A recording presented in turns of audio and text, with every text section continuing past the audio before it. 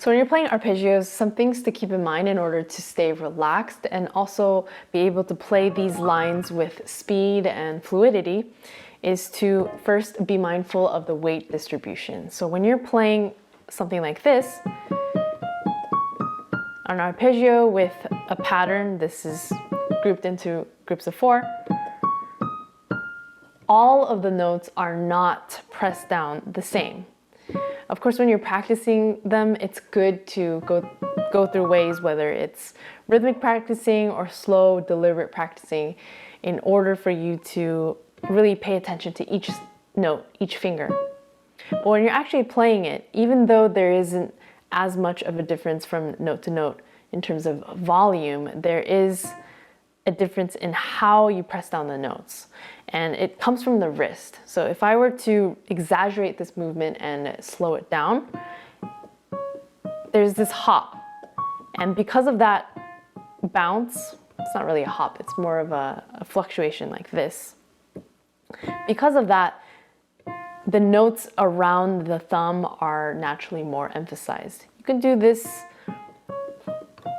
in various degrees of exaggeration, of course. Obviously, you don't want to be making inefficient movements like this, but a slight organization of weight distribution between the fingers is necessary. The second thing is how you practice it. So again, the thumb is really important because the thumb is actually where a lot of problems occur. But if you take care of the thumb and you really organize how it's being used and you're comfortable with it, arpeggios can become much easier. So a great way to practice this is to combine the note that comes before the thumb going up and play them together. This is something I recently showed on Instagram, but let me just go more in depth here. So coming down, you'll combine the note that comes after the thumb note with the thumb.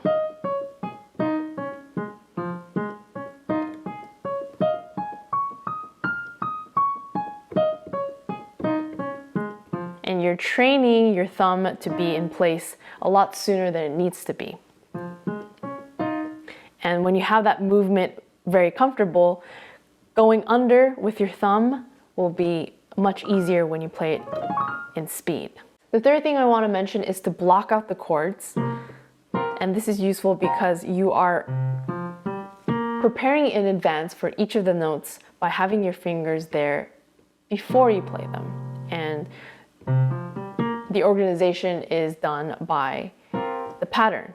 So whatever notes are repeated, group them together for each iteration.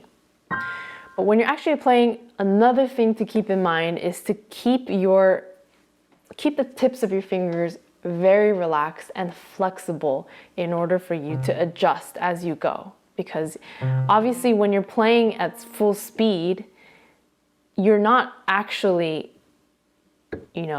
lightning fast in position. When your fingers are actually getting into place, there's a little, just kind of a microsecond where your fingers actually need to find that, even though you've imprinted it into your fingers and into your ears, exactly where they are. Naturally, it just takes a little bit of time and a little bit of feel. And in order to find those notes, just stay very, very loose. So I hope those help you with your arpeggios. Like I said before, some of the posts that I've been posting on Instagram, I'd like to talk a little more in depth about them. So if there's one in particular that stood out to you, let me know. If not, I'll see you in the next video. See you.